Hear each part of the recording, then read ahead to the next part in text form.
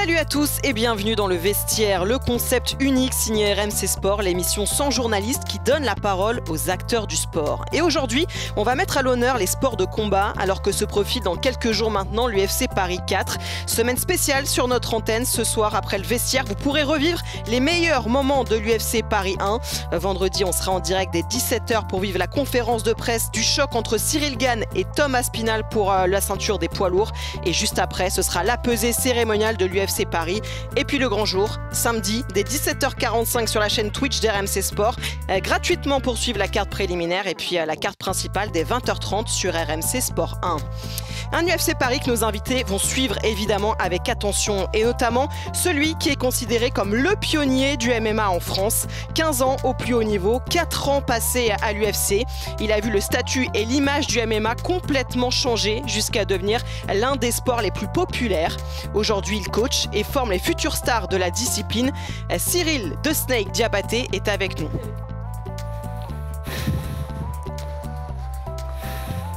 Bonjour Cyril. Bonjour. Elle a porté la boxe française sur le toit du monde, championne du monde IBF pendant 5 ans. Elle a mis en avant aussi la boxe féminine. Son seul regret reste les Jeux Olympiques. Contrainte de prendre sa retraite sportive, elle se consacre aujourd'hui à sa vie de policière. Merci d'accueillir Maeva El Veneno Amadouche. Bonjour, bonjour. Son rêve olympique, lui, il l'a vécu. Premier champion olympique de l'histoire du karaté. Il est aussi triple champion du monde. Star de sa discipline, il aurait aimé aussi pouvoir briller à Paris devant son public. À même pas 30 ans, il a donc déjà tout gagné et cherche maintenant à transmettre. Notre karaté kid à nous, Steven Dacosta, est dans le vestiaire. Salut Steven. Salut. L'ambiance surchauffée de Paris, elle sait ce que c'est. Première médaillée de l'équipe de France au dernier JO. Elle est repartie avec le bronze et l'or et des souvenirs plein la tête. 26 ans seulement et déjà un palmarès XXL, tout comme son sourire. La judoka Chirine Boukli est avec nous. Bonjour Chirine. Bonjour. Bienvenue à tous les 4 dans le vestiaire. Cette émission, c'est la vôtre, c'est vous qui allez la faire. Moi, je suis là que pour vous guider. On vous accueille aujourd'hui dans une cage, d'ailleurs que connaît très bien Cyril, mais vous allez vite voir qu'il y a des points communs entre tous vos sports de combat. Et le premier déjà, c'est que vous serez peut-être tous devant RMC Sport samedi soir pour vivre cette UFC Paris à l'Accor Arena, pour suivre notamment les combats de nos 5 Français. Ici, tout est possible. C'est l'événement le plus important en termes d'arts martiaux mixtes, le MMA à l'Accor Arena. Il suffit d'y croire. Croire à son rêve de ceinture. Ah, c'est terminé. Il a suffi d'une touche. Il l'a fait. La sortie d'Imabo. Croire à son retour. Tout rafler, tout détruire. Oh, c'est fou. Croire en sa bonne étoile. Il fait la différence. Et c'est comme ça qu'on gagne ces combats. En sa seconde chance. Toujours du spectacle, quoi qu'il arrive. Croire que le moment, c'est maintenant. Waouh, magnifique. Régalez-vous. Régalez-nous. UFC Paris, chapitre 4, samedi en direct sur RMC Sport 1. La pression commence à monter. Alors déjà, est-ce que j'ai raison? Est-ce que vous allez tous suivre cette UFC Paris samedi soir? Cyril, c'est peut-être toi qui vas devoir convaincre tous les autres d'ailleurs. Bah moi, je ne serai pas devant mon écran de RMC, malheureusement. Je serai sur place.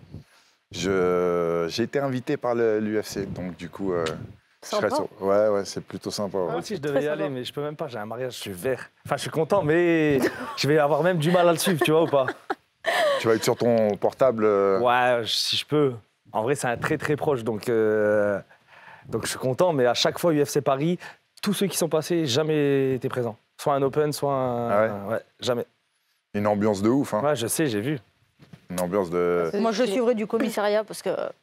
tu vas bosser? Ouais, je serai au travail samedi soir, donc je pense que je vais les suivre du commissariat.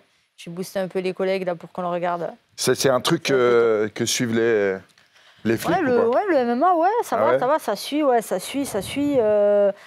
Mais moi, des fois, je mets les gants un peu avec des collègues, tout ça. Il y a quelques mecs qui aiment bien boxer un peu, quoi. Après, le sol, ça reste particulier. Il faut quand même un peu plus de technique. Il faut maîtriser le sol pour travailler sur ça. Mais après, non, c'est bien. Parce que la majeure partie du temps, dehors, ça va au sol. Donc, c'est quand même bien de maîtriser quelques notions, quoi. À une époque, il y avait beaucoup de flics qui étaient... ou dans la boxe anglaise, ou dans la savate aussi. Il y avait pas mal de mecs de boxe française Ouais, karaté aussi. Il y en a qui font du MMA maintenant chez vous. Il y en a qui en font. Alors après, il y a une jeune fille là qui est connue dans le MMA, là, qui est policière. Il me semble que son prénom c'est Océane, je crois, qui vient d'arriver dans le MMA là. Ouais, mais sinon après, il y en a qui touchent, mais. Océane Chanson, non? Je crois que c'est ça, ouais, exactement. Ouais, qui a été titré au championnat du monde amateur. Il me semble que c'est ça, voilà, et qui vient d'arriver là sur le circuit pro là. Voilà. Mais après, non, c'est surtout en boxe anglaise, boxe française, exactement. Il y a beaucoup de champions de boxe française. Là, le MMA, faut voir. Ça va arriver. Ouais, tranquillement. Après, non, la boxe et les sports de combat, ça a toujours été lié. Hein. C'est pour ça que dans les tests pour les services spécialisés, ils adorent mettre de la boxe, du sol. Il y a beaucoup de sol. C'est pour ça que même moi, je me suis mis au sol là actuellement. Ah, tu fais du à sol? Chirine qu'elle me donne quelques conseils. Tu fais du sol maintenant? Ouais, je fais un peu de sol et tout. Mais c'est vrai que des cours de judo, ce serait pas trop mal pour moi, justement, pour travailler sur ça. Parce qu'ils essaient d'avoir des profils assez diversifiés. C'est bien de savoir boxer, mais il faut savoir tout faire, en fait. Faut remonter à la corde, faut savoir... Mais en vrai, dans la police, le plus intéressant, ça reste le JJB quand même, non? Exactement.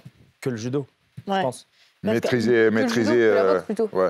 Non, même que le judo par rapport au JJB judo, elle disait j'ai besoin de cours, mais en vrai, c'est beaucoup. C'est mieux le JJB. Bah ouais, c'est beaucoup de sol en fait. Ouais, c'est vrai. Après, il y a la partie. Ouais, juste la partie mise au sol, en vrai, c'est plus judo, mais après derrière. Il y a des JJB qui m'ont dit. Tu démarres debout en fait. Ouais, il y en a qui m'ont dit, voilà, du JJB qui m'ont dit que ce serait bien de me rapprocher de personnes qui font du judo. C'est pour ça, on m'a dit ça. Oui. Donc, après, mais le jiu-jitsu aussi, c'est super intéressant. Enfin, moi, je sais que je fais du jiu-jitsu pour avoir cette partie sol au judo. Vous êtes grave beaucoup du judo. En vrai, la moitié du judo, vous faites du JJB à côté. Ouais, parce qu'en vrai, il y a des aspects qu'on travaille au jiu-jitsu qui sont pas du tout pareils qu'au judo.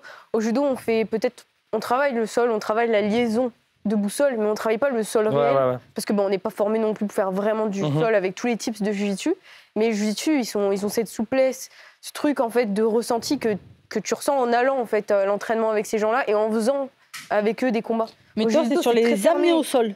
Toi, c'est sur les amener au sol. Les amener au sol ou les opportunités finalement. Ou des fois, tu vois, tu peux avoir des japonaises ou quoi qui aiment travailler et te servir du fait qu'elles travaillent. Pour toi, trouver quelque chose. Parce que du coup, elle est ouverte.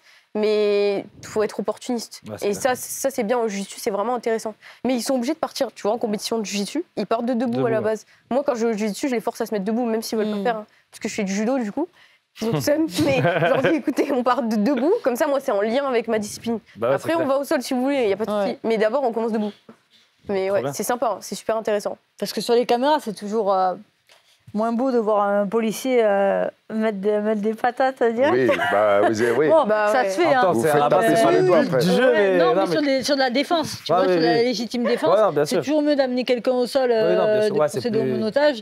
C'est plus académique. C'est moins hard au visuel. Oui, tu vois ce que je veux dire, on te le reproche. Et encore, il faut faire attention à l'amener au sol parce que George Floyd, ça a déclenché pas mal de problèmes. Et puis même une tête qui tape au sol, ça peut arriver très vite. Amener quelqu'un au sol, il faut encore arriver à l'amener parce qu'il suffit qu'il chute au sol, qu'il se tape la tête ou autre.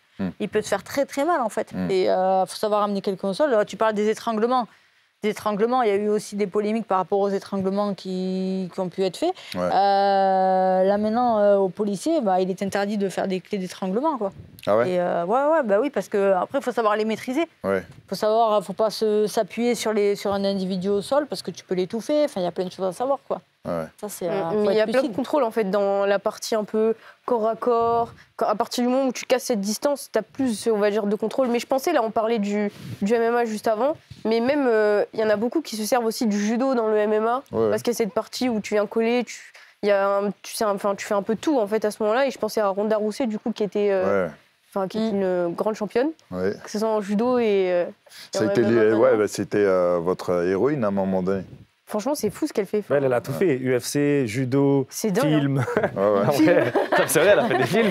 Ça a été la plus grosse star féminine des sports de combat pendant X temps. Je me demande si Holly Holm, après, du coup, vu qu'elle l'a battue, elle n'a pas pris sa place après tout ça. Qui ? Holly Holm. Tu vois pas qui c'est? Non, Bon, si, non. mais elle n'a jamais remplacé, en tout cas dans la tête des gens, elle n'a jamais remplacé. Ça n'a jamais été l'icône qui a été.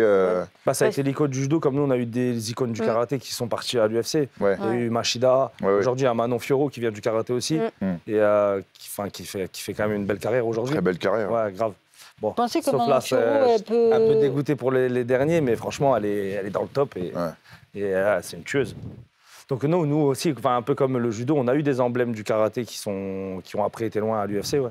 Ah ouais, bien sûr. Mais c'est tout complémentaire, en fait, les sports de combat. Le MMA, en fait, c'est clairement le mélange de toutes les disciplines. Ouais, c'est pour ça que je trouve ça vraiment très stylé. Enfin, à regarder, après, je sais pas si je vais faire un match, mais en tout cas... Si on te propose de te former après ta carrière de judoka, on te propose de te former pour faire des combats en MMA, tu dirais quoi, toi? Elle aura assez gagné au judo, elle va rester pépère à la maison. Ouais, voilà, c'est bon.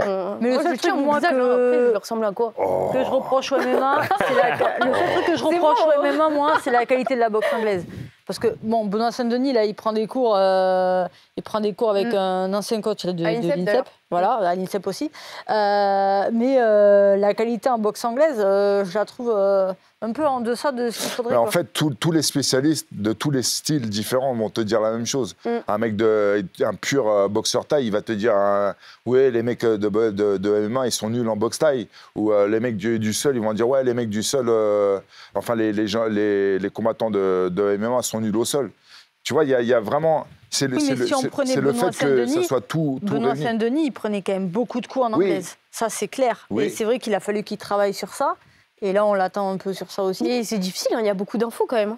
Déjà, dans notre spécialité à nous, on a c'est pas son sport de prédilection, l'anglaise. Oui, exactement. C'est pour ça que ça manque un peu. Après, pense un peu pallier. Tu vois, il avait peut-être une priorité.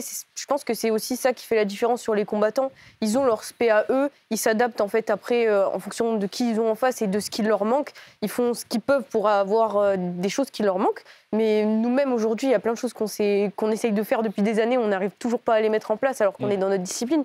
Je pense que ça doit être beaucoup de taf quand même. Mais je trouve ça hyper intéressant d'exploiter toutes ces filières. Bah là, on est quatre spécialistes. On est 4 spécialistes. Moi, j'ai été spécialiste de la boxe thaï, ainsi de suite. On a tous notre spécialité. Déjà, on n'a pas fait 100% de notre sport à nous. On n'a pas coché toutes les cases dans notre sport à nous. Alors imagine, pour arriver à haut niveau en MMA, il faut cocher X nombre de cases en plus. Non, c'est compliqué. Forcément, on aura des lacunes. Tu vois, tu parlais de BSD. Il a des trous dans sa défense en boxe, c'est sûr et certain. Mais c'est une de ses qualités, c'est que c'est un guerrier qui va à la guerre, tu vois. Ouais, mais il y a quand même là des combattants des pays de l'Est, Chimaev, tout ça là, qui sont quand même assez complets. Son dernier combat, tu vois. Moi, après. Oui, ils sont quand même plus de sol. En vrai, ils ont quand même leur sport de prédilection de base. Toi, si tu prends un athlète aujourd'hui, toi qui entraînes MMA, tu prends un athlète, un boxeur, tu vas lui laisser la boxe, ça sera son point fort. Mais tu vas tourner autour, mais ça va toujours être le pilier du truc. Comme là, tu prends les mecs de l'Est, leur pilier, c'est le sol. Après le MMA moderne, les mecs qui commencent le MMA aujourd'hui, il y en a plein qui commencent par le MMA, sans sport qui ne sont pas des spécialistes de base. Les gens de mon époque, la génération de combattants de MMA de mon époque, on était tous spécialistes de quelque chose. Et plus le temps avance, et plus il y a de plus en plus de jeunes qui commencent déjà par le MMA. Ils ne sont pas intéressés par le jiu-jitsu brésilien, ils ne veulent pas faire de boxe anglaise. Donc ils font directement du MMA. Déjà, ils sont complets. Toute la fame qu'il y a eu aussi de... en vrai, je pense que Doumbé en a ramené beaucoup. Il y a beaucoup de gens qui ont commencé le MMA, là, récemment, pour la fame qu'il y a eu. C'est ça, pour la fame qu'il y a eu. Donc, ils arrivent sans sport de base, mais ils veulent faire du MMA. C'est bien aussi. C'est pas mal. Mais je veux dire, aujourd'hui, qu'il y a une telle évolution, il y a eu une telle évolution au niveau de la pédagogie, la façon de s'entraîner. Les entraîneurs aussi ont beaucoup plus d'expérience aujourd'hui. Ils arrivent quand même à prendre un mec qui a jamais fait de sport de combat de sa vie et en faire un combattant de MMA complet au bout de 3-4 ans. Tu vois. C'est ça qui est fort. Et toi, pour le judo, ça te frustre pas justement que maintenant, il y ait plus de jeunes peut-être qui se tournent vers... je te dirais pas forcément, parce que chaque discipline, aujourd'hui, peut-être que c'est le MMA, tu vois, avant c'était une autre discipline. Mais ça frustre pas parce que moi je suis dans mon truc. J'aimerais que le judo soit vu peut-être pareil, ça serait cool. Peut-être dans les années précédentes, peut-être qu'on va servir, tu vois, à véhiculer ce truc-là, au fait que le judo à un moment ça va exploser, on n'en sait rien. Mais c'est tant mieux pour ce sport, ça met en avant plein de personnes et ça reste quand même un sport de combat et ça c'est cool, tu vois, parce qu'on est tous très combatifs, on fait un... Moi ça me choque pas parce que j'ai toujours été consommateur en fait, donc ça me... Ah t'as toujours été fan de... mais même avant que ce soit vraiment, tu vois, là le sport du moment, moi j'ai toujours été consommateur. À l'époque des Machida et tout, tu vois, des Georges Saint-Pierre et tout, je regardais déjà, donc moi... je sais pas, ça m'a jamais surpris qu'ils soient plus en avant que nous aujourd'hui parce qu'en soi, je pense que c'était la finalité. En vrai, ils ont été bloqués très longtemps par rapport à la violence, et surtout en France. Et en vrai, aujourd'hui que ça s'est démocratisé, c'était obligé que ça allait exploser. Et c'est pour ça que la boxe thaï avait pris beaucoup de place, je pense, plus que le MMA. Et aujourd'hui, le MMA est passé devant tout le monde parce que ça s'est démocratisé. Mais en fait, je pense qu'ils ont été tellement bloqués auparavant que le boom, il a explosé que après, quand ils ont pu le faire, en fait. On voit le succès évidemment du MMA aujourd'hui avec l'UFC Paris. Les places s'arrachent à chaque fois que l'UFC débarque en France. Chirine, toi qui as connu l'ambiance de dingue à Paris 2024, qu'est-ce que tu peux nous en dire justement du fait d'évoluer devant son public, du fait d'évoluer en France et notamment à Paris où il y avait une ambiance de feu et c'est le cas à chaque fois pour l'UFC Paris aussi? Je dirais que moi aujourd'hui ça m'a transcendé, ça m'a permis, je pense, de faire des choses que j'aurais peut-être pas pu faire. D'avoir un public comme ça, une énergie. En fait, on ressent une énergie qui est extrêmement forte. On essaye de la capter comme il faut, parce que c'est vraiment une énergie qu'on ressent et qu'on essaye d'utiliser à son niveau, à cet endroit-là, à ce moment-là. C'est spécial, c'est particulier. On a envie d'être encore plus parfait, d'être meilleur. On prépare des événements comme ça, parce que ça reste historique. Là, je pense que c'est clairement historique, les Jeux à Paris. On ne va pas en vivre d'autres, malheureusement. Et marquer l'histoire du sport comme ça, à ce moment-là, c'était dingue. Et du coup, je voulais juste me servir de cette atmosphère comme motivation plus et comme force, parce que ça pourrait peut-être être un stress en plus, finalement. C'est ce que j'allais dire. Pour moi, c'est double tranchant, le domicile. Oui, c'est double tranchant. Tu sais pas comment t'arrives. En vrai, moi, j'aurais kiffé faire les Jeux à Paris. Ouais. Mais en vrai, c'est compliqué le domicile. Moi, ça n'a jamais été mon truc préféré, hein. Même si c'est grave bien de gagner devant son public. Mais c'est bien quand tu gagnes. Mais après, quand tu passes à côté, tu vas à l'UFC Paris, tu te fais arracher, c'est compliqué. En fait, c'est petit ou double. Ça veut dire que. C'est ça. Mais il faut que tu sois à 100% dans le moment présent. Tu vois. Après, tout ça, c'est de la préparation en amont. Moi, je sais que je faisais beaucoup de visualisation où je m'imaginais en fait dans la salle, à l'arena. On a été avant que ça se passe, on a été voir à quoi ça ressemblait, mais il n'y avait pas encore les tapis. Donc beaucoup de visualisation parce que le cerveau, je comprends, moi ça me gêne pas, c'est juste le boom. Si tu gagnes, il est extra. Le boom, si tu perds, il fait encore plus mal, je trouve. Oui, tu sais, mais ça fait mal partout. Mais tu le sais, tu sais. Quand tu t'entraînes et que tu y vas pour la gagne, tu vas pas pour la loose, tu vois. Et moi, je pense que quand j'ai fait le premier UFC Paris et que j'étais là, je voyais les mecs, les Français débarquer dans l'octogone. Et tout le monde chantait 99% de la salle chantait la Marseillaise. J'avais des frissons et tout. Je me disais, wow, c'est un truc de ouf. Et j'ai regretté de ne pas avoir vécu ça, tu vois. Ouais, je comprends. Donc, oui, effectivement, c'est à double tranchant parce que quand tu paumes devant ton public, t'as l'impression de prendre une enclume, tu vois. Ouais, grave. Mais par contre, la victoire. Elle est dingue. Mais je pense que tu penses pas vraiment. En fait, non, sur le jour J, tu penses juste pas en fait à à ça. tout donner. Après, tu verras, tu sais que devant toi, t'as une bête qui va aussi donner sa vie. C'est sûr. Je vais donner ma vie et vas-y, viens, on kiffe ce moment. Je kiffe avec mon public. Ton public, il te respecte, il est là quoi qu'il arrive, je pense. Ça dépend. Il y en a, ils jouent sur les deux tableaux. Mais en tout cas, au judo, tu vois, c'est comme ça que ça se passe un peu. Quand t'es français contre un étranger. Mais quand t'es français contre. Moi, j'ai déjà fait des combats. Moi, j'ai fait des combats où j'avais du public qui était pour la mexicaine ou pour la. Des publics français. Ah oui, hein. Ah ouais. Ouais, mais il y avait l'image de la police aussi au milieu. Ils aimaient pas toujours. Mais toi, t'es flic, c'est pas normal. Non, mais il y a ce côté-là. C'est vrai que ça me collait à la peau parce que des sirènes de police dans le public, ça va. Oh non, des sirènes de police dans le public et tout. Je prenais le micro. T'aurais dû jouer le truc à fond, genre t'arrives en uniforme. Grave, j'aurais trop provoqué encore plus. J'aurais provoqué encore plus. J'avais un écusson sur le bras et un qui me disait tu provoques. Non, je ne provoque pas. Après, le fait de gagner et d'être dans la police, il y avait du positif et du négatif. Il y avait beaucoup, que ce soit des gens du voyage ou autres, ils étaient là, la policière, tout ça, flic et tout. Et donc, les sirènes de police partout dans le public. Je prenais le micro, je ne pouvais pas en placer une. Au bout d'un moment, je me suis énervée au micro, tout ça. Oh merde, t'as pas sorti un flingue quand même. Tout le monde partait. Tout le monde en était d'arrestation. Qui c'est qui rigole là maintenant? Ouais, ça aurait été fou.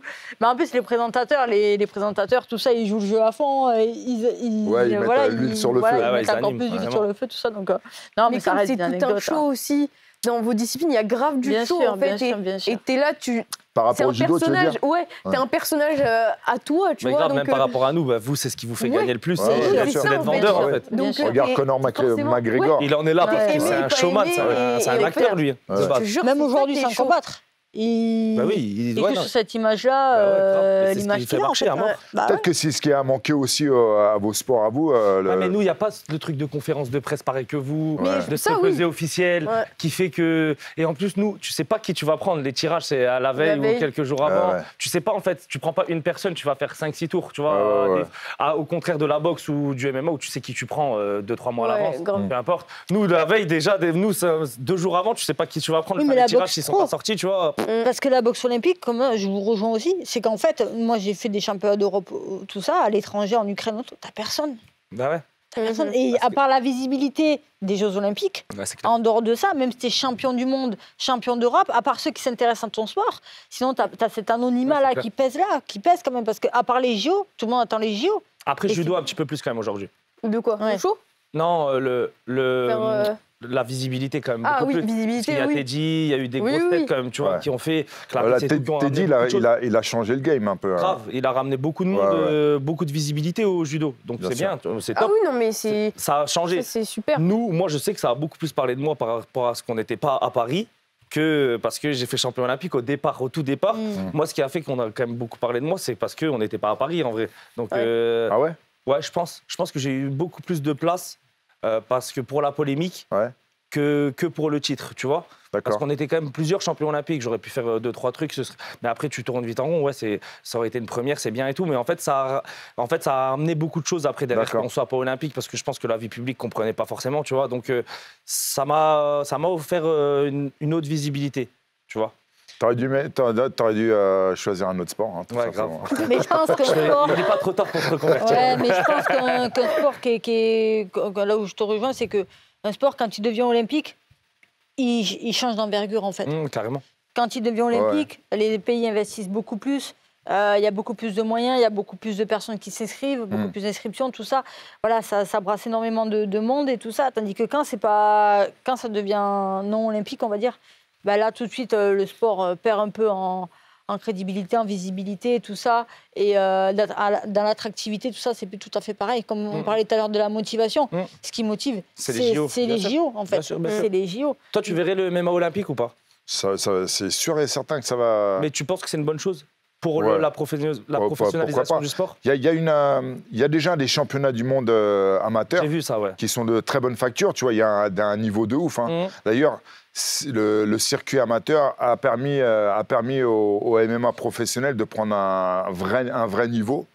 Parce que tu peux faire une carrière amateur de, je sais pas moi, 40-50 combats, tu vois, avant de passer pro, tu vois, ce qu'il n'y avait pas avant.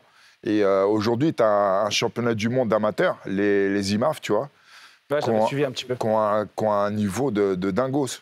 C'est-à-dire les mecs, quand ils arrivent en pro, ils ont déjà le niveau pro. C'est pas genre ils apprennent à devenir pro. Non, ils ont déjà le niveau. C'est Paul Déda qui les a fait les mondes dernièrement. Ouais, entre autres. Ouais. Donc non, pour moi, si ça devenait olympique, le MMA, il y aurait sa place parce qu'on a déjà. Ah, mais moi, je trouve qu'il y a sa place, mais est-ce que ce serait une bonne chose pour. Pourquoi pas? Tu vois, tout ce que. On en reviendrait à ce que nous, on disait, nous, par rapport au tirage, le show qu'il y a, vous, par rapport au pesé, aux conférences, ce serait différent sur un championnat du monde. Pareil, mais regarde, même aux IMAF, quand les mecs qui partent aux IMAF, il n'y a pas tout ce truc de show et tout ça, machin.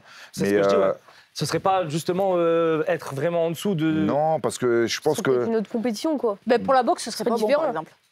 Que le MMA devienne olympique. Pour la boxe, ce serait pas très bon.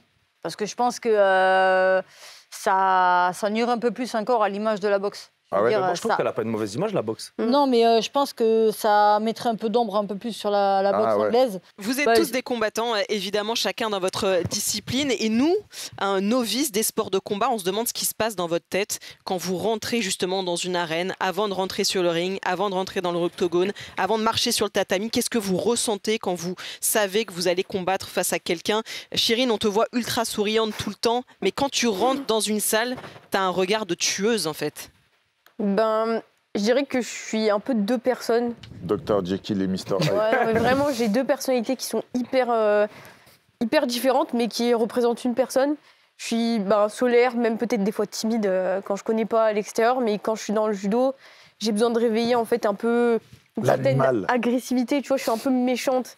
Et je suis hyper froide, hyper fermée. Mais c'est ce genre de personnage-là que je pense qu'ils accentuent, par exemple, au MMA. Tu vois, ils exagèrent les traits, les traits en fait, de cette personne-là. Et ce que nous, on canalise. Mais par contre, on l'exagère dans notre tête pour pouvoir être la guerrière que je suis sur un tapis. Et en fait, c'est nécessaire. Parce que si je ne suis pas cette fille-là qui a cette agressivité qui se provoque, parce que je suis grave dans la provoque avec moi-même pour pouvoir aller finalement abattre en face de moi, il manque quelque chose. J'ai besoin d'avoir un peu cette haine, cette rage, ce truc.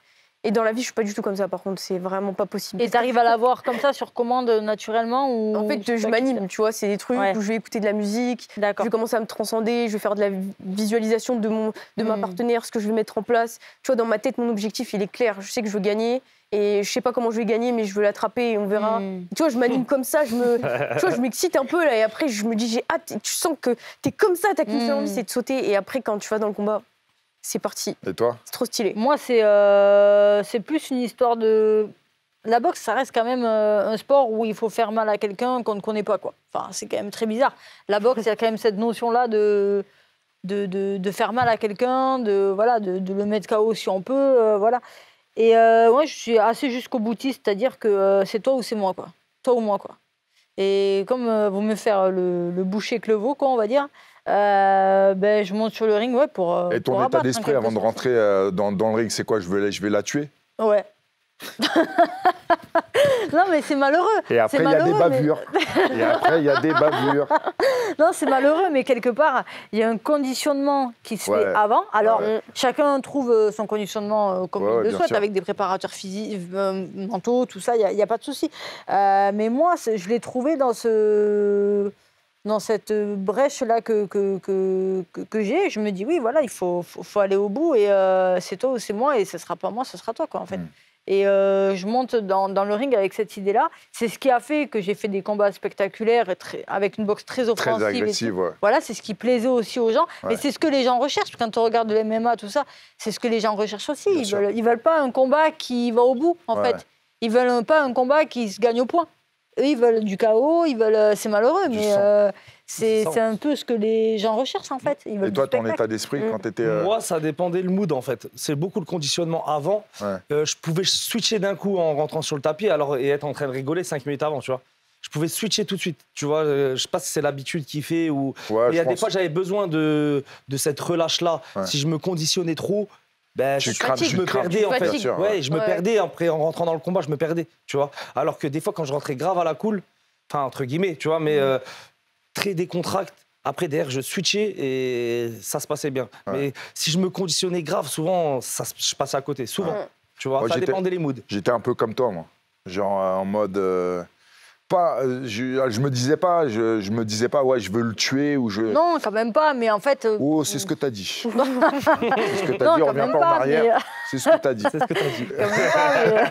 Non, mais par contre, je voulais absolument... Tellement la gagne, ça rejoint un petit peu... c'est quand même ça, tu vois. Tu veux tellement la gagne que tu dis, vas-y, tu te dis des trucs dans la tête, tu visualises de la violence, en fait, tu vois. Tu visualises une telle domination de l'adversaire que tu vas le laisser KO, laisser HS et tout ça, tu vois. Ouais, donc, après, il y a cette notion-là. Alors, on va pas le dire aux personnes, aux gens qui nous entourent, on va pas le dire comme ça, mais c'est un peu ça. Ça veut dire qu'il se passe quoi, par exemple, toi, dans ta tête, parce que tu prends le temps Tu sais, c'est long le chemin pour arriver dans le ring comme nous sur le tapis, tu vois. C'est long et tu fais quoi qu'est-ce qui se passe dans ta tête? Moi déjà, tu regardes quelque chose en particulier? Déjà à l'époque, je pense que tu vas me dire la même chose, mais nous, contrairement à vous, on sait longtemps en avance qui on va affronter et la date, tu vois. Donc on est là, déjà tu te bouffes je sais pas combien d'heures de ces combats. Donc déjà, tu es conditionné, tu le vois, tu le visualises, tu sais exactement comment il bouge, son attitude, ses expressions faciales, tu le connais par cœur, le mec, tu vois. Et à force de te refaire le combat dans la tête, tu vois, à force de te refaire le combat à la tête, et des fois, tu te fais des petits coups de flip parce que tu t'imagines en train de prendre un sale coup et tout. On le fait tous. Et souvent, on se fait tellement tous 1500 scénarios et c'est jamais ça qui se passe. Et en plus, à chaque fois que tu te fais un scénar comme ça, tu as un coup d'adrénaline dans le corps direct. Ah ouais, t'es pas bien. Boum, ça te fait un espèce de shoot. Et puis après, tu te refais les trucs dans la tête et puis tu dis non, je vais le bousiller. Ça te prépare bien, tu vois. Comme ça, t'es pas choqué. Tu te choques un peu avant. Comment il te motive? Et après, ce que je me disais. En vrai, une bonne claque, ça dépend. Moi, c'est ça en fait le truc. Mon coach, il joue un gros rôle sur le fait qu'il sait parfaitement comment je suis, tu vois. Soit mon père ou mon coach France. Ils savent comment je suis. Ça veut dire ils sont grave décontracts aussi. Ils me laissent dans mon truc de décontract. Par contre, après, une bonne baffe et vas-y, on est parti. Il te met une baffe avant de monter. Avant de rentrer. Mais j'en ai besoin, moi. Tout le temps. Ah ouais, d'accord. Tout le temps. Pour te réveiller. Et ça te fait quoi? Stimule. Ouais, qui me met dedans, là. Je sais que c'est maintenant, tu vois. C'est le stop qui fait que c'est maintenant. Je suis obligé. On se demande un petit peu parfois. Peut-être qu'il se la met tout seul aussi. Je me les mets tout seul. Ça arrive. Ça arrive. Il a besoin de personne en fait, Steven. Mais c'est vrai qu'on se demande aussi parfois ce qui vous pousse à prendre autant de risques, à vous mettre parfois aussi en danger. Maïva, tu as été contrainte d'arrêter ta carrière aussi après une blessure à l'œil suite à des coups répétés. Quand on regarde les histoires des combattants de MMA et notamment à l'UFC, beaucoup ont de lourds passifs familiaux notamment ou des histoires de vie difficiles aussi qui expliquent leur volonté de revanche presque sur la vie, tout simplement. Est-ce que c'était votre cas, Cyril? Est-ce que c'est ça qui t'a poussé, toi, vers les sports de combat ou pas? Je pense que quand tu grattes un peu et que tu vas dans les sports de combat, on va dire, durs, où il y a une recherche de KO, où on est clairement pas là à marquer des points, mais on cherche à gagner par KO. En tout cas, ça va jusqu'au KO souvent. Quand tu grattes un peu la surface, il y a souvent un passage difficile de la vie, notamment dans l'enfance, tu vois. Il y a souvent, quand tu regardes, ne serait-ce qu'en boxe anglaise, tous les grands champions qu'on a eus, quand tu regardes un peu leur enfance, il y a toujours une merde à un moment donné. Il y a toujours un père qui a manqué ou des traumas, une maltraitance. Moi, je sais que mon cas, moi, je suis orphelin déjà. Donc, j'ai perdu ma mère quand j'avais 14 ans et j'avais pas de père. Et donc, c'est clairement ça qui a fait que je suis devenu combattant et que j'ai eu la force, la volonté d'aller au plus haut niveau dans différents sports de combat.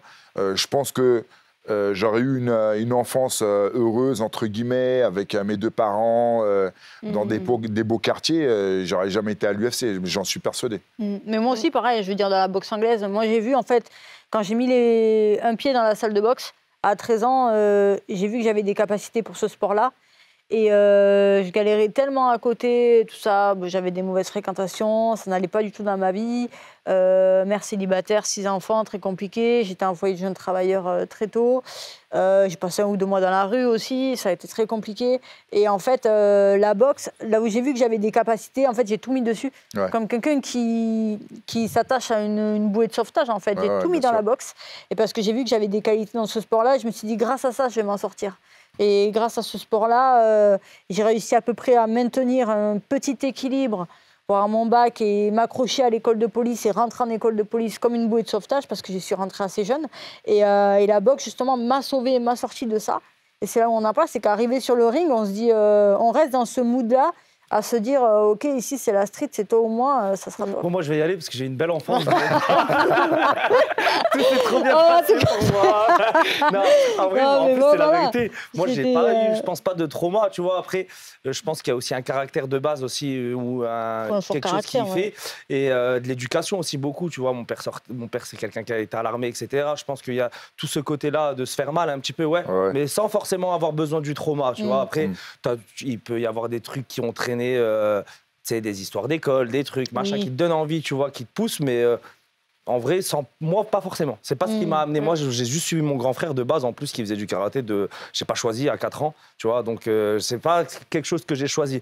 Après, ce qui fait peut-être que j'ai été loin, je pense, c'est l'orgueil, le caractère et tout, mais c'est un truc d'éducation plus qu'un truc que j'ai manqué, en fait, finalement. C'est plus une mentalité qu'on a, plus que quelque chose qui m'a manqué, finalement.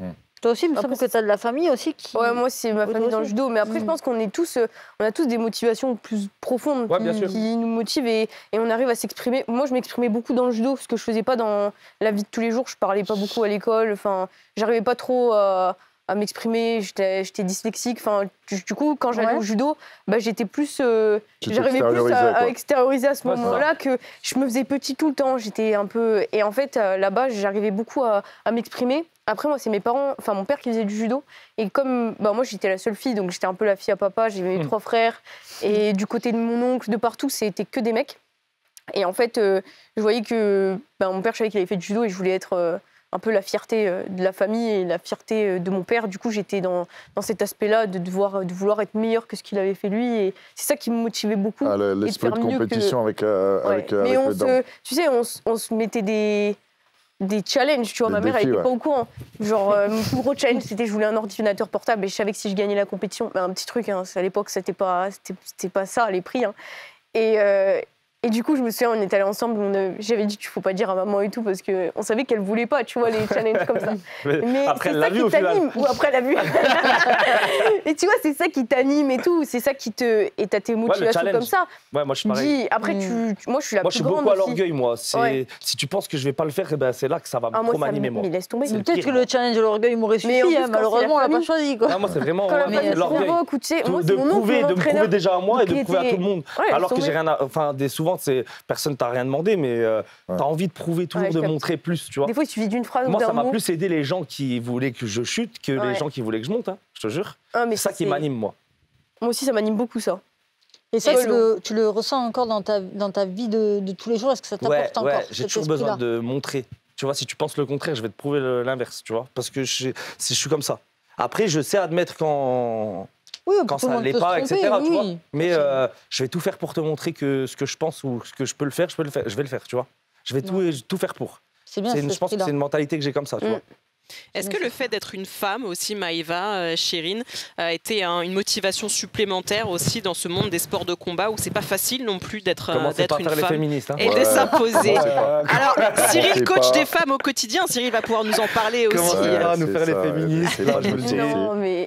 moi je sais que ça m'a vachement... Enfin, je me suis vachement accrochée à ça aussi. Ça a été un combat pour moi, vraiment, parce que dans les galas de boxe, t'as jamais de femmes en main event. Maintenant, oui. Ouais. Mais il y a quelques années de ça, c'était encore très très difficile pour une femme d'être en main event. Il y a une grosse évolution à ce niveau-là. Ça a grave avancé. C'est clair. Mais récemment, judo chez vous, toi, Clarisse et tout, vous êtes des grosses têtes de récemment. Donc en vrai, maintenant, ça va quand même. Ouais, mais en boxe, c'est encore... Regarde, sur Netflix, il y a eu un big championnat là, face à 2 championnes, là, invaincus. Non, pas invaincus. Les 2... Mais si, c'est passé sur Netflix il n'y a pas longtemps. Là. C'était un le truc de boxe, j'ai vu sur Netflix. L'Irlandaise contre une... Cathy Taylor contre Serrano. Oui, non, mais c'est d'accord. C'est incroyable. Mais maintenant, oui. Mais moi, quand j'ai boxé à Las Vegas, c'était main event. Hein. On est d'accord. Ouais. Mais il y a quelques années de ça, je te parle d'il y a 5-6 ans encore, à part encore Anne-Sophie Matisse contre Myriam Lamar encore, ça a été un gros combat en France et tout ça. Mais sinon, on avait encore du mal à mettre un combat vedette féminin. Et nous, on était là pour chauffer la salle. C'est-à-dire, premier combat, on va mettre un combat féminin, comme ça va chauffer la salle. Et ça, il a fallu du temps, notamment avec les promoteurs, pour montrer qu'on valait autant sur le ring que les hommes. Et c'est pour ça qu'on sera beaucoup plus intransigeant avec un combat avec des boxeuses féminines avec des boxeuses, oui, forcément féminines, qui font un combat moyen.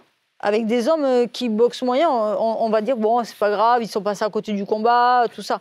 2 femmes qui font un combat moyen, on va dire, de toute façon, c'est des femmes, non, ça ne m'étonne pas. C'est pas faux. Évolué quand même. C'est pas faux, mais ça évolue. On est quoi, voilà. en 10 ans, on va dire. Voilà, c'est ça. Tu sais, pour moi, vraiment le tournant, ça a été Dana White qui a autorisé les combats féminins et notamment qui a mis en avant Ronda Rousey, dont on parlait tout à l'heure, et qui l'a mis genre en tête d'affiche alors que c'était pas encore populaire, tu vois. Et c'est vrai que pas très longtemps après, la boxe anglaise a suivi. Voilà, exactement. C'est exactement ça. Parce que ça a été un combat après, est-ce que c'est pas parce que aussi... Vous êtes nuls. Non. Est-ce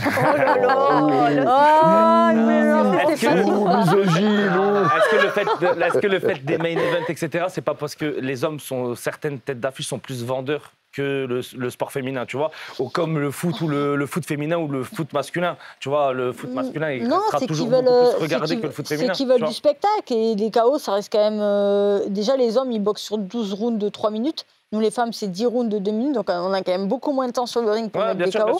Donc c'est beaucoup moins facile. Et des femmes efficaces sur le ring, il y en a ça, je sais ça. Non, je dis juste que ce soit plus vendeur en main event, un sport un combat d'hommes, tu vois. Ben, ça dépend, parce que si le public connaît...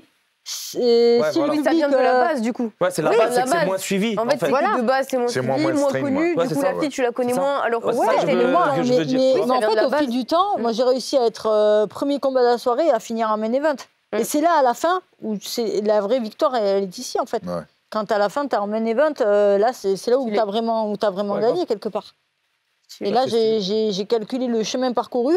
C'est quand Malamine Koné, pour le coup, qui voulait pas de boxeuse dans sa team, en fait, parce que pour lui, c'était une perte de temps et d'argent. J'ai réussi à le faire changer d'avis sur les premiers combats.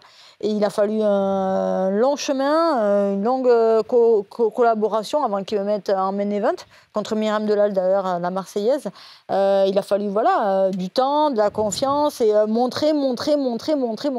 En fait, il faut tout le temps prouver qu'on a notre place, parce que dès que tu relâches un peu, le terrain que tu perds, dès que tu relâches un peu, il y a tout à refaire, en fait. C'est pour ça que je suis un peu intransigeante avec les boxeuses actuelles, il faut du niveau. S'il n'y a pas de niveau, le problème, c'est qu'en fait, elles font beaucoup plus de dégâts qu'elles ne le croient. C'est-à-dire qu'il va y avoir le combat qui va être mauvais, mais derrière tout le retentissement qu'il va y avoir, il va être beaucoup plus important que le combat, en fait. Mais ça prend du temps aussi, déjà, de la base. Exactement. En fait, ça va prendre du temps. Mais là, il y a Manon Furo aussi qui a fait un main event. Il y a Manon Furo, et là, il faut que ce soit dans la continuité. Mais c'est pour ça qu'il faut aussi des combats spectaculaires. Oui.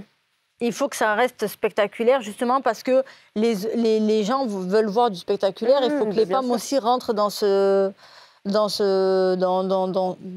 circuit-là, en fait, de combats spectaculaires, avec des physiques, des femmes costauds, des femmes fortes, des femmes avec des personnalités vraiment marquées, qui amènent du public. Après, au judo, nous, ça va, on ne connaît pas... C'est vraiment dans la boxe et les sports de combat. Après, en vrai, fille ou garçon, il faut gagner, c'est tout. Oui, bien sûr. C'est comme ça qu'on parle de toi. Exactement. C'est le résultat qui parle. Mais je pense que même s'il y a le résultat, je pense que le fait de faire des combats spectaculaires, ça attire quand même un peu plus l'œil que si tu gagnes. Le judo, c'est ça qui est bien, c'est qu'il y a de la mixité dans la journée, tu vois. Tu arrives un jour, tu sais que tu viens le vendredi, tu viens voir les légers. Il y a les moins de 48, moins de 52, moins de 60, moins de 66. Moi, je pense que toi, c'est pareil que nous. Nous, les filles, elles sont autant regardées que les hommes. Après, tu regardes. Et en fait, quand t'es dans... mais c'est ça, quand t'es dans les gradins, tu sais même pas ce que tu regardes. Tu sais juste que tu vas attendre le hippon. Ça va être une meuf ou un mec qui est là. Tu regardes les deux. Nous, tu regardes pareil. Tu regardes pareil autant les filles que les garçons. Et en fait, du coup, on ressent pas forcément ce truc-là de... Il y a un sacré bon niveau dans le judo féminin. En fait, du judo en lui-même. La femme, l'homme... Il y a un sacré bon niveau dans le judo féminin. Oui, il y a un bon niveau. Quand on regarde du judo féminin, du judo... Bien sûr. Oui, voilà, on s'éclate, en fait. Mais c'est quoi la différence de niveau ? Vous pensez que... Parce qu'on parlait du foot tout à l'heure, mais dans le foot, la différence entre les mecs et les meufs, il est flagrant. On dirait même pas le même jeu, tu vois. Est-ce que tu penses que la différence dans le karaté, elle est aussi marquée ou beaucoup moins marquée ? Oui, quand même. Je pense qu'aujourd'hui, tu prends la même catégorie de poids, plus ou moins, d'hommes et femmes. Ouais. Je pense que ce sera presque quoi qu'il arrive. Si tu prends les top athlètes, garçon-femme, ça restera toujours le garçon devant. C'est un karaté différent. Après, c'est les styles. C'est pour ça. C'est le style, c'est un karaté différent. Tu vois, moi, je me dis, comme le style n'est pas le même, tu peux pas en fait juger ou mettre Mais c'est Ça vrai. veut dire que si tu prends le moins de 60 garçons, tu peux le laver. Mais aucun rapport. Là, on parle de faire un combat. On va débattre tout de suite. Non, on parle de. Non, mais vas-y, Attends, réponds, je suis en moins de 48, c'est en moins de 60. Aujourd'hui, on va pas mentir qu'une force masculine et une force féminine, c'est pas la même chose. Mais moi, je te parle de la valeur de ce que tu regardes. Moi, il y a des mecs qui font des sparring. Il y avait une différence. Est-ce que je voyais une différence entre une fille et un garçon? Bah oui, mais une différence de quoi? Tu peux pas parler de style, de tout. De style, mais ça va pas dire. Je dis, je pense que tu prends la même catégorie de poids, tu mets un homme contre une femme, je pense que c'est l'homme qui gagne. Non, moi, franchement, j'ai boxé des hommes en sparring. Oh, arrête. Ça veut dire que non, mais je sais pas. Non. Je vais pas sortir des dossiers là maintenant tout de suite. Moi, je vois des boxeurs français actuellement. J'ai fait des sparring contre eux. Non, vas-y. En vrai, tu peux pas laver la. On va avancer aussi parce que tu l'as évoqué aussi, Cyril, l'évolution du MMA ces dernières années est énorme. On parlait de la place de la femme, mais pas seulement. L'image du MMA aussi a beaucoup évolué. Toi qui es dans la MMA depuis une vingtaine d'années, même plus que ça, Cyril, tu as vu aussi cette image changer, évoluer. Cette image de violence dont on parlait en permanence aujourd'hui, elle a changé. Est-ce que tu réalises aussi tout le parcours réalisé par ton sport ? Moi, c'est simple. Moi, j'ai débuté le MMA fin des années 90. Clairement, on était vus comme des barbares, des espèces de... Ouais, des fous furieux, des c'est ça. Et franchement, quand je disais que à l'époque déjà, ça s'appelait pas MMA, ça s'appelait le free fight en France. Exact. Et quand je disais ouais, je fais du free fight, les gens ils me regardaient comme ça. Sauvage. Ouais. Déjà, je fais 2 mètres, je suis black. Déjà, on regardait bizarrement en méfiance, tu vois. Alors dès que je disais que je faisais du free fight, c'était mort.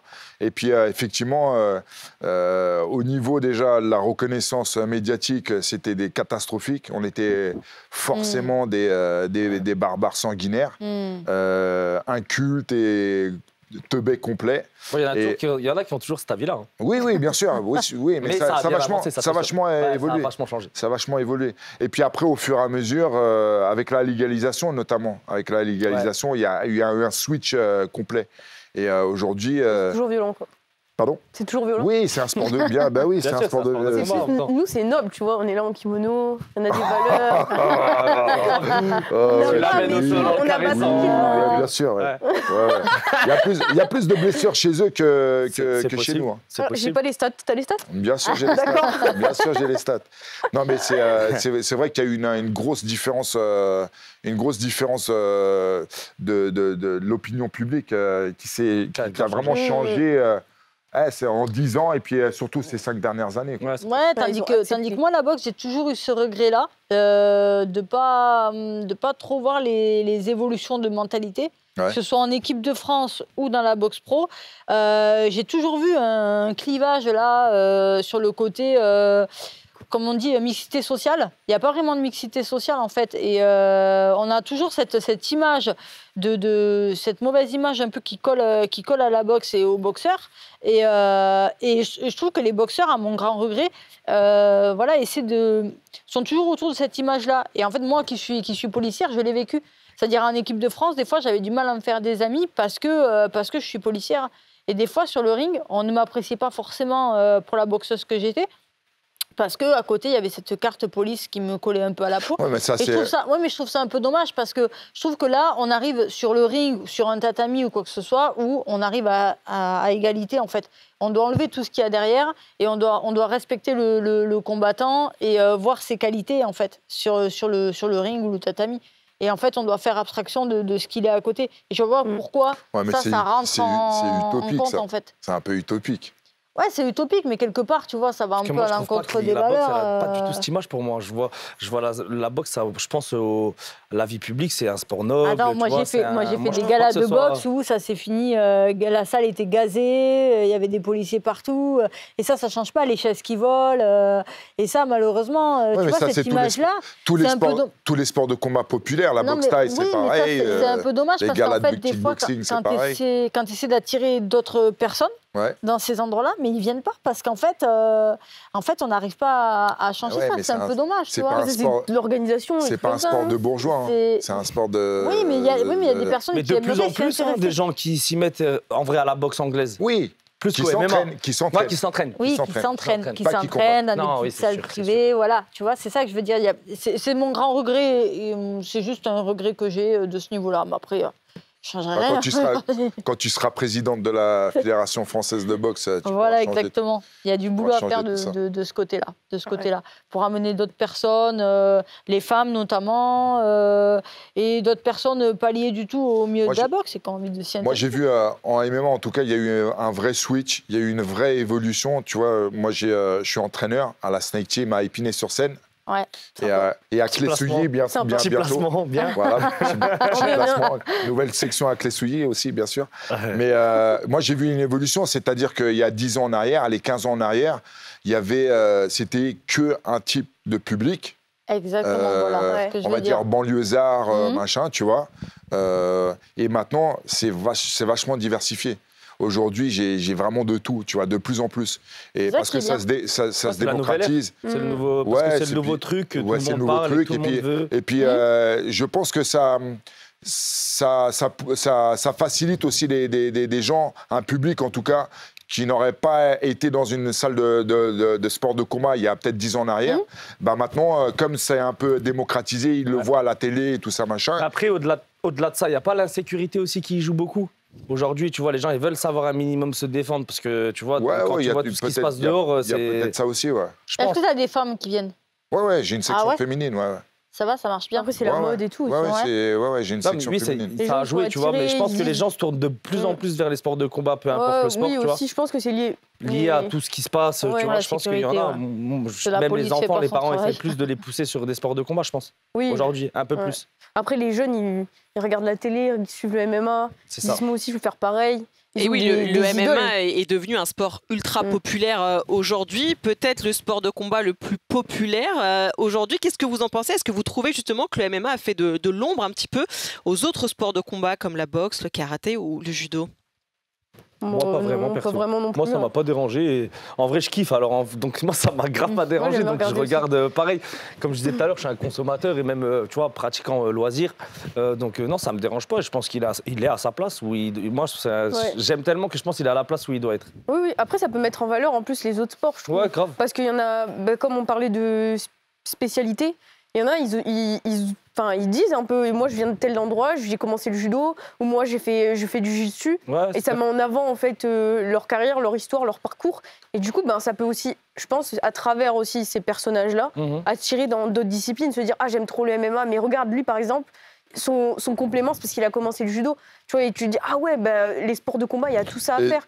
Donc, si c'était à refaire tout ça là, aujourd'hui tu dois choisir un sport.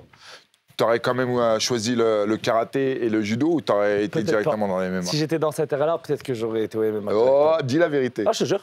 T'aurais été au MMA. Oui, je pense. C'est ce que je dis, oui, je pense. C'est ce qu'il a dit. C'est ce que j'ai dit. Mais c'est sûr, c'est pas peut-être. Non, parce qu'en vrai, je pense que le karaté, il apporte une très bonne base de pied-point, quand même. Abuse pas. Oh non, la vérité, tu sais que c'est vrai. C'est pas gentil, pardon.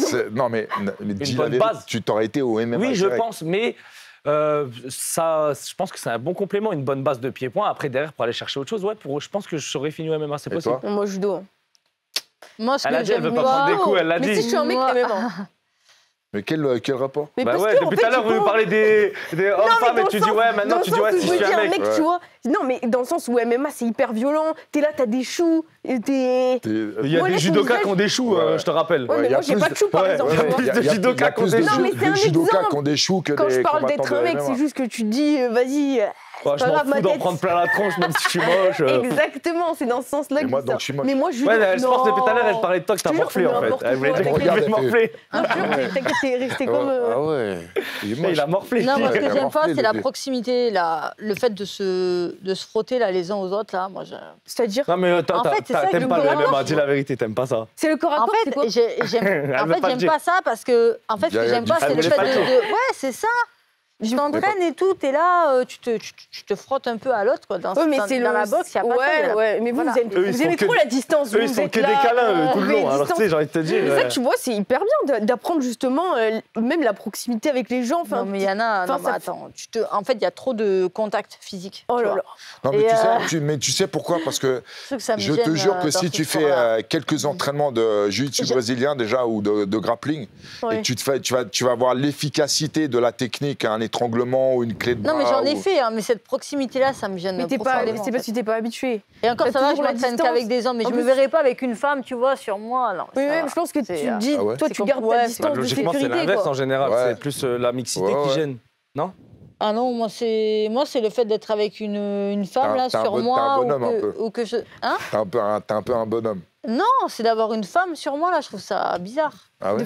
Mais du coup, tu vas faire du sol. Mais je te jure, c'est bien. Tranquille. Vas-y, entraîne-la. Chirine va essayer de la convaincre. Je vais aller avec Kasim et tout, tranquille. C'est des hommes, des femmes. Bon, il y a plus d'hommes que de femmes, mais t'inquiète. La popularité du MMA aussi, elle est due parce qu'aujourd'hui, on voit certaines grandes stars du MMA qui gagnent beaucoup d'argent, forcément aujourd'hui, qui ne sont pas forcément représentatifs d'ailleurs de tous les combattants du MMA aujourd'hui. Cyril, je sais que quand tu as commencé il y a quelques années, c'était pas la même manne financière qui était autour. Il est blindé.